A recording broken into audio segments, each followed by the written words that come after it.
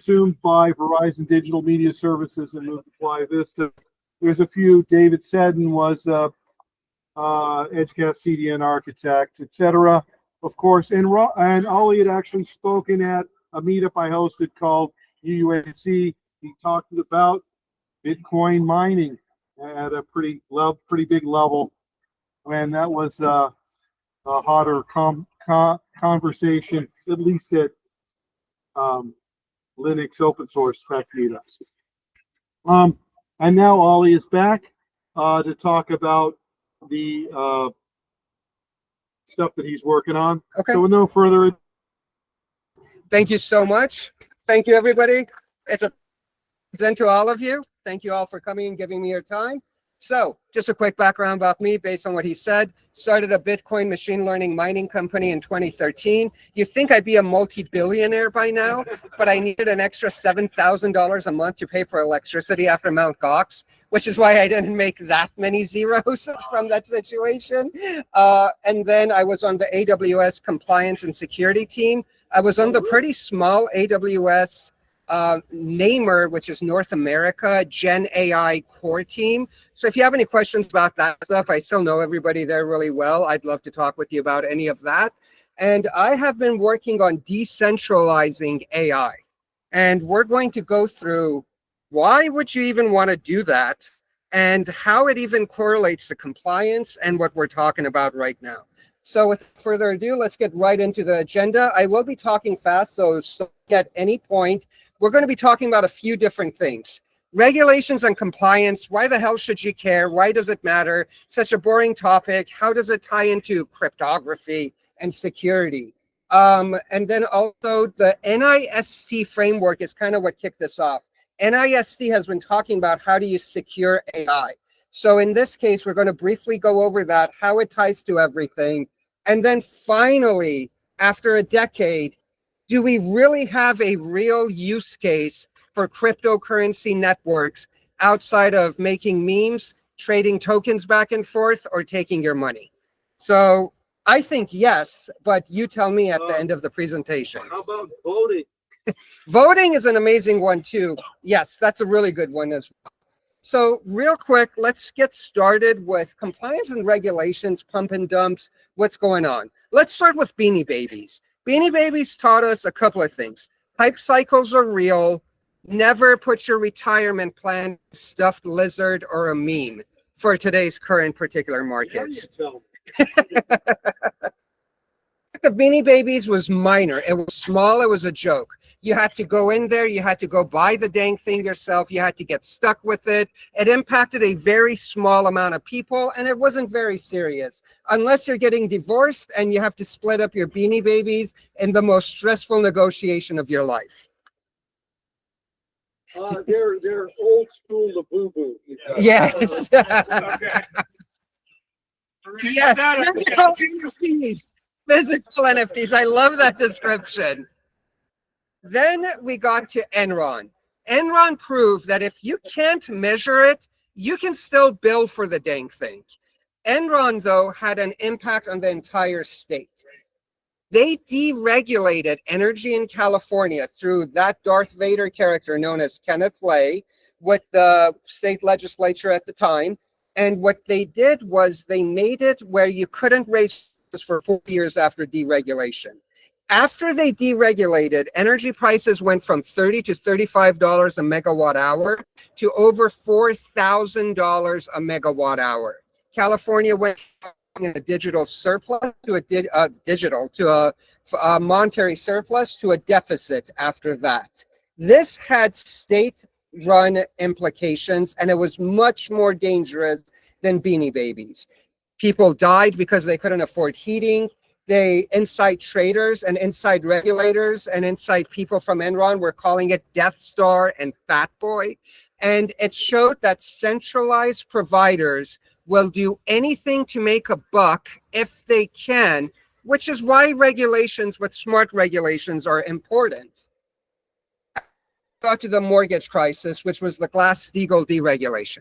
Glass-Steagall is which separated financial and investment banking. We got rid of it. We put them together. Now, instead of a state impact, we had a national impact. national impact being tens of trillions of dollars, and entire families were wiped out. And because of that deregulation, we ended up with decades of harm, which we had to do very financial deregulation on higher levels to resolve and finally pump those prices back up.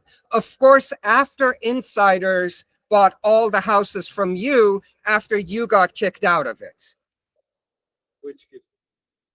And this is where Satoshi Nakamoto steps in, right in this crisis, right then and there. Yeah, Satoshi, Hal Finney, whoever you are, we love you. Thank you so much. Satoshi went to decentralize finance so that you don't have constant manipulation. You don't have anybody printing and dropping the money supply. It's all digital done. And the very first Bitcoin transaction he did, which is right here at the bottom right, was a news headline about the financial bailouts. So Satoshi made the first attempt to decentralize this where regulators weren't stepping in and solving this issue. And it was an amazing experiment. We can talk about this for an entire session, but I want to go fast and we won't get stuck on this slide because we'll never leave this slide. So, centralization AI, what does it look like?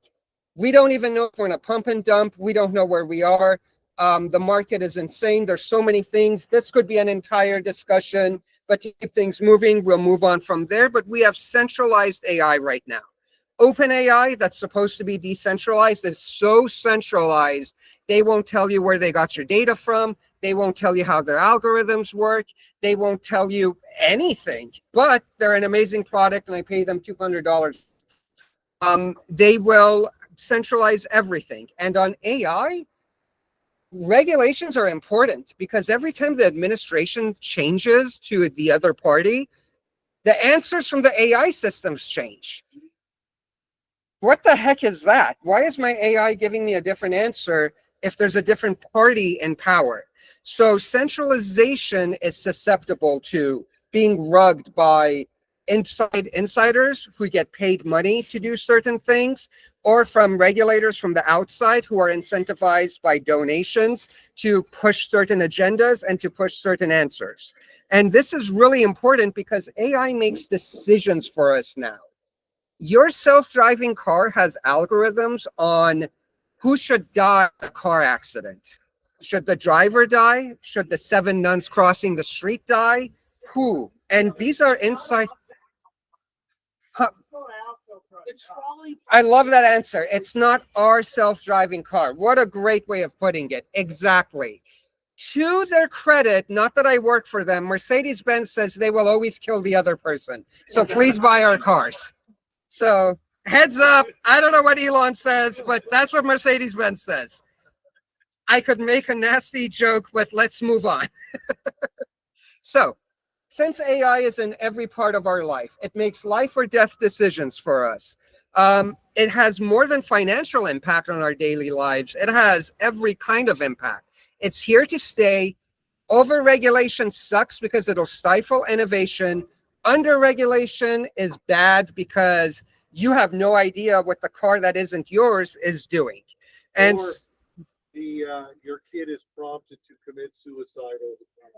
Those are all, I mean, there's so many things. That's the newest one, you know, and there's so much more we can go through on this slide alone.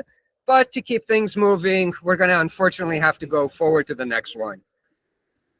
I do have to say one thing to tie it back to Kenneth Lay, though. Kenneth Lay, for example, these people are so nasty that they will play both sides of the game. Kenneth Lay financed environmental companies as a sign of bad deregulation to lobby and support Enron because they knew new power plants were coming. Another sign of bad deregulations is environmentalist companies coming in and special interests saying that we cannot recycle nuclear power in the US. And that has put us at an energy deficit against Asia because we don't have the capability that Russia, that Iran, that France, that all these nuclear industries do is recycle. We don't. A sign of good regulations is the amount of cockroach legs that can be in your cereal.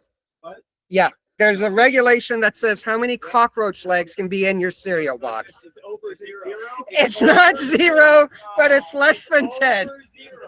It is over 0. Single digits. Single digits. Last I checked, my cockroach regulations aren't up to date. How about seatbelts in your car? All of those are good Still regulations. there, right, unsafe at any speed. Good one. Yeah, there you go. And also smog regulations. Those are all good examples of good regulations. Exactly. How do you define a good regulation? A good regulation is typically, don't shoot me here, what the opposite of the EU does. A bad regulation drives away innovation, and a bad regulation is identified by an attribute of making bureaucrats rich. If innovation is stifled and bureaucrats are getting rich, guess what? You have a shit turd called a bad regulation. The EU brags about having the first global regulations, but they have no AI. All their AI companies left because of their regulations. Mistral was the last big one, and they're gone. They're here now. So that is one problem with this. GDPR was well intended, but how many of us actually value that cookie pop-up that does nothing? But that cookie pop-up makes some countries so much money you would be shocked. Every time that thing annoys you, somebody in Europe is getting rich right now. Okay, I need to keep going because we're a little bit short on time. So those are some ideas of bad and good regulations. This ties heavily into AI, cryptography and security, ownership of your AI, and everything we've been talking about. China's an example of somebody that has light regulations. We all know that.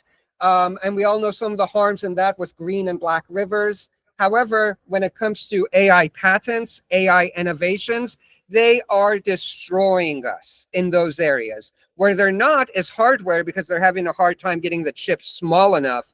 But the lack of regulations in China is giving them a distinct advantage, especially over the EU. And they've actually pushed some amazing patents.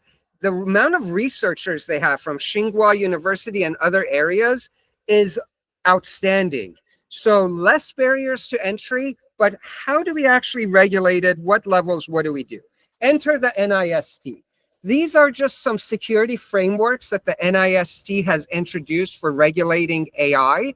And guess what? No regulators have picked up on any of this. The EU AI Act hasn't. The US AI Bill of Rights under the last administration haven't. The stringent India and Brazil ones haven't. So this is turning into PCI, payment card industries.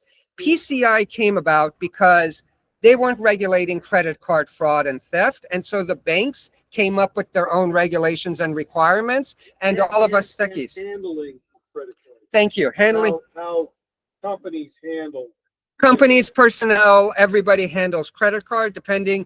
Jordan and I had to deal with an environment called IR 500, which was one of the most stringent PCI environments in the world, and so forth. So because the banks came in and they pushed that, it became very standard and very helpful. Because before PCI, I won't say the big movie company I worked for, but those guys would just write down credit cards on papers when the system went down and keep them. So all that went away. But banks were incentivized to do this because they were losing money. Ain't nobody losing money because we're not following these right now. So it's up to us techies to get familiar with some of these frameworks, and we're going to go through them in a high level, and to start promoting these. I'm also in the NIST AI security Slack. So if you want to collaborate with me on securing AI through some of these measures, please do reach out. I would love to invite you, and we can work together. I'm working with some other researchers on this as well, but we're very briefly going to go through this right now, because this is the really boring part of the presentation. And then we're going to get to the distributed cryptography and some of the more fun stuff. So the main portions of it are, you want to map, measure, and manage your data, your risk, your guardrails, your processing. If you can do that, you largely have a good starting point on actually securing your AI. It's not the law, it's voluntary, but it's builder friendly. As we talked about, and the main trust goals tie very closely to and decentralization. It has to be reliable. Decentralized networks are typically much more resilient than centralized entities. Safety, as long as you protect your keys and the smart contract is secure, they're very safe. That ties into security and privacy. Explainability, because the data is so transparent in Web3, it's explainable by default. AI explainability is very hard because AI is a black box. But by having the raw data, how it impacted the training, the lineage with cryptographic proofs, you're able to actually have much better explainable AI through one of the methods. For example, how much impact on the weights did this data set have, and tied to the cache of the data model I'm using, which version of it was it, and how did it come to this answer? So those are some of the main areas that the NIST framework focuses on. And what to govern first is shadow AI. Who controls it? Who owns the risk? Who has it? And the first thing that we really have to do is something we hate to do, is inventory our systems and admit to yourself that you don't actually know all of them. So as IT devs and IT infrastructure specialists and DevOps peoples, we have to focus on our AI system inventory. List each system owner, purpose, upstream vendor, who uses it. Define a good enough gates. How reliable versus bias versus guardrails, which is privacy rules and explainability levels you need, and stick to it. Can't prove it, push back on the business, saying that no proof, no production. You will get overruled at a certain point, but if you do that enough, you will get enough sprint cycles to actually have transparency and these measures in your AI system, so that us who are building these are the forefront of doing it. Plus, you get to put it on your profile that you were an early pioneer in doing this, because we have an opportunity in influencing this right now while it's on the ground. And people 5 years from now won't have the opportunity to say they influenced this, especially if you write about it a couple of times on LinkedIn or make a tweet. You'll always be able to refer to it and have that professional and social proof. So those are some of the main areas we want. How much time has it got? It's 8:30. Let me go through the next steps. Just write down what your systems are supposed to do. Have a system card, what the purpose, what the users, the impacted parties, the environments are. Keep that in each data system. We can discuss this more in depth on how you can do this. And I have a final slide that kind of goes through all of these. So let me just go fast forward through it. CI/CD, edge cases, red teams, jailbreak checks, block check allows, all these things your security team tells you to do, and we have to ignore because the business says ship fast, worry about compliance later. Push back a little bit and get that on there. Your security team will love you. A benefit of the security team loving you is they'll look away sometimes when you need something because they know you're responsible. And that's really important in certain industries to have that trust with them. Plus, they'll give you a good LinkedIn referral. Okay, let's go through. I'm just going to fast forward. Let's go straight into the Web3 pieces so we can finish up by the next few minutes. Oracles suck. Oracles are a term for data providers in Web3, and it's a centralized data provider. Nick Zwazo, one of the best security engineers, early cyberpunks who wrote a lot of the areas that became Bitcoin, along with, Hal Finney and others, wrote a great paper, Trusted Third Parties or Security Holes. He who collects access to the data and holds the keys will manipulate it when it's to their advantage if it's big enough. You have a centralized financial Web3 product. Is it 1 billion? Is it 50 billion? 500 billion? What is the total value in there? Whatever that is, there's a certain point where the people who have access to it are incentivized to rug it, take it, and move to Kazakhstan or Dubai or somewhere and stay there because it is now worth the risk of doing it. This problem has been there since before the movie 300, where my people, the Persian Empire, actually corrupted the Oracle of Delphi. The Oracle of Delphi was the main data repository of the ancient Athenian world. And everybody would go to them before doing something big, before starting a war, before marrying off their daughter, before sacrificing the queen to a god, whatever it was, they would go ask the Oracle. And the Oracle would give them some bullshit answer like, when the sun rises, an empire shall fall. And you're like, well, what the hell does that mean? And they would create new religions and they would do all of these things. And when the Persians, us, I'm 80% Persian, went to attack the Greeks, who created democracy, for God's sakes, and a lot of other things, the Oracle said, put your weapons down. Put your weapons down. Don't even worry about it. They're not going to do anything. And we just slaughtered everyone until the Athenians came in and said, screw you. We're not listening to you. This was the first corrupt oracle in Western civilization. And it continues today in the crypto Web3 markets. So Next Vaso was completely right. Do not trust them. And so how do we resolve this? And then we're going to go into the technical architecture and we can wrap up and skip the other slides. We have to require cryptographic proof today. Instead of tattooing cryptography on somebody's head and letting the hair grow out and having them run from Athens to Marathon, we now have keys that we can do that with. No proof, no prod, we went through that. We need immutable ledgers that are append only, and the former ones can never change. And it has to be split authority, so it has to be distributed among enough people so that that data and those logs are always safe and you can't change them. And that's the whole blockchain. That is the whole foundation of blockchain. But blockchain for AI data, data models, transparency, guardrails, and so forth. So this is a distributed, secured ledger built for data, not to make meme tokens and to change those back and forth. Yeah, by the way, I had posted up about this talk on a particular channel, some with former Edgecast, and somebody was kind of joking about, well, you know, when does AI become the next blockchain or whatever, about kind of hype cycles. It's like, oh yeah, well, down here, blockchain is a requirement now for AI. So distributed ledgers, which are the foundation of blockchain. I'm purposely not calling it blockchain because blockchain has a certain mixer. Yeah, no, that's what I was kind of getting at. Yeah, that mixer sucks for high performance workload. This was the solution we made at Immutable Labs to fully decentralize AI. And there's some patent information I didn't include because we haven't gotten it approved yet. But essentially, let me just stand up. This has to be decentralized and has to run everything. This is a validator network. These are people who give us their computers. There's some level of trust required. And trusted execution environments and confidential computing fall short. TEEs are so easily hackable. So some of this has to be trusted entities for right now that validate each other's workloads. There's ways that they can do that, but these people monitor what the workers are doing.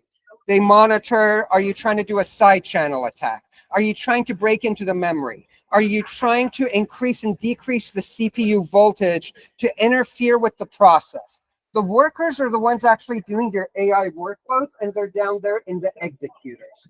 So a request comes in to train a monkey picture, to generate a monkey picture. That goes into a smart contract. The smart contract puts it into an immutable distributed action queue, so a decentralized Kafka. From there, the IDs are registered and the workers claim and take them. They take the work and then they process it while the validator network, using some additional security layers I can't go through yet, validates everything, and they write the output to a decentralized ledger. Ultimately, you do have, the results to a decentralized ledger. The hashes of everything done is written back to the smart contract, and then you can send the data out to S3 compliance mode, S3 legal lock, immutable DB for the distributed immutable ledger, or somewhere that cannot be changed. The hash of that workload is written back to the smart contract, so you have your belt and suspenders, and at that point, you know that nothing's been changed. What does this do? This gives you full transparency into your data model. It lets you know if anybody ever changed the training data. All the training data ever used in your data model is available. If it's private, an outside entity can review the hash. If it's super confidential, it allows you to do guardrail transparency. where if the guardrails are running as an executor, they have to use Hal Finney's open source methods and secured computing methods in his reusable proof of work white paper. And this was based on Hal Finney's vision of proof of work in the future, which he didn't have access to certain types of cryptography that we have access to today, and Nick Spazzo's paper. Let me wrap this up and see if there's any questions, because there's a bit more we can go through, but I'll just leave it here. And where is it? Did I completely miss it? Okay, anyways, any questions? Because I know we are kind of short on time. Awesome. Well, thank you all so much for your time, for talking about decentralizations, regulations, how we can all work together to push AI to do compliance and security together and to protect us all. Thank you again. Question. What's up, brother? What is the incentive for people to use their computers to track the decentralization? Oh, really good question. So if this is going to be a community model for people to actually use, in this particular case, you have to give them a financial incentive and social proofs. So the financial incentive, they're giving their GPU. Power in data centers is heavily centralized. So you need major power plants, which we're kind of behind on. Distributed nodes running in people's homes use excess power that would be thrown away because the power plant's going to produce the power it does. And by having people's computers use that excess power, you're not putting additional load, but you're also training data models and you're doing edge inference. So there's financial value for them to do that. They can also keep their private data private, as we saw in the prior presentation with the encryption method so that OpenAI doesn't get your data. All of that can be processed locally, and then they don't have to deal with it, and you own your own data. So you would get some kind of a financial incentive for giving GPU and power. We put less power pressure on the power grid, and you get access to much more privacy in your own home while getting access to centralized data models by having those edge and near edge data models in the prior presentation. Those would be the three main reasons. Or you pay him in Trump coin. That's only when it drops 95%. Then it's a good time to do that. Thank you for the question. If there, please, sir. So let's say like the third party is the security hall, but then you say just trust us. Oh, that's a very good question. So you don't trust us in particular. What you have to trust, and if I can bring up the validator network, the validator networks are actually multiple computers from different locations and different entities. Sorry for it being so small. Right here, this is actually a network of computers, and they also validate each other's work. So those guys validate each other to make sure that they're not doing something wrong with the CPU, and then with the GPUs, they validate the workers' works. So that was an excellent catch. Thank you for bringing that up. How do you document your monitor? To what extent these things are actually Great question. Yes. There's a 5-phase full decentralization process. We have to first decentralize access to the data and the computing environment to make sure you're not modifying anything. That is the most important part. So step one is to make sure that part is done. That's done through a modified implementation of TOTP plus some randomizations, some hashing and checksums, and honeypots, and then stake slashing that we've introduced to do that piece. Because trusting data from somebody else's computer is nearly impossible to do 100%.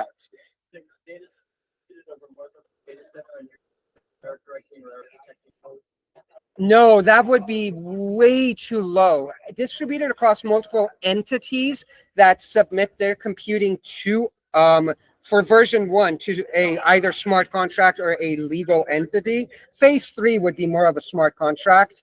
And then you have to monitor them. So one way to doing it is there's certain metrics they collect from the workers. That's the main part of that. Do you, computer A, did you collect the same metrics on our sample as computer C and computer B? Do all of your metrics that you collected and sent out match? So the validator network has to match the results from the workers. If they don't, it depends on who's out of sync. If one computer is out of sync, but 4 agree in a form of Byzantine fault tolerance, you then know that person is possibly causing an issue. What's going on? You have to collect the logs. You have to sequester them without them knowing they're sequestered. And you have to still give them the same workload so they don't see something change. But at that point, you increase your audit capabilities. You, in this case, for phase 1, is actually me. Since I'm the main entity that's designing this, that's incentivizing them. So for phase 1, as we decentralize further, the software that we write, which is based on Hal Finney's open source and decentralization protocols, is where that comes in from. By phase 3, it should be done through a smart contract and a committee of people who've donated and done enough work and built enough trust to be voters. ZK is awesome, and the reason we skipped ZK is because it has a freaking 400% overhead in many cases, and ZK solves the problem after the data is generated. It doesn't solve the problem that are you messing with the computer while we're generating the data. So instead of protecting the data at origination, like you've got a sensor and somebody's messing with the sensor to give bad information, ZK doesn't help there. But the minute that file is written, ZK helps there. But with a 400% overhead with snark ZKs, what you will end up with is it's better to just do redundant compute. To have the same work done on 3 computers, all 3 do it, you match the results. If the results match, you then send out the output. The problem with that is you are now rewarding 3 people to do the work of 1 person, which means you're not going to sustain yourself. You're going to give out too much money. If you're giving tokens, your token's going to drop. Nobody's going to want it. And it'd be too many emissions. And then energy. You're going to waste so much energy, and you'll never compete with centralized providers. Centralized providers will always rule in that case. ZK is awesome. FHE takes us halfway there, but it's not enough. Good question. Nobody's asked me about ZK yet. Yeah, me too. Thank you. That's why he showed up. That's why he showed up. Dude, come on, you had a question. Any other ones? Yes, sir. Yes, the 51% attack. What do you do for the 51% attack? That is a pain in the because for phase 1, well, first, there is always the idea that if your network's really small, right, you have to build out fast. So you need to raise enough capital to have a large enough network. And for phase 1, you are the 51%. You who built it, just like Satoshi was 100% of the mining power for the first year of Bitcoin. Although the minute somebody else logged on the network, Satoshi would stop mining to, give them tokens and such. To address this and to minimize it, the validator network, we will always have a majority for the first 2 or 3 phases. And then we will move to N0 and remove ourselves to less and less to where we're only 1 validator. And then if there's enough trusted provider, after probably 4 years, maybe 5, just like the Bitcoin cycle, you will then move out completely and be completely out and not provide any validators. So for the first several years, for phase 1, 2, and 3, you are the 51%. Good question. We got some crypto people in here, some security people, some AI people. This is good mix. Yeah, they must have all stored their coin in empty docks, and that's why they're That's what killed me. Yes, sir. So, what data sets are valuable? So data's good question.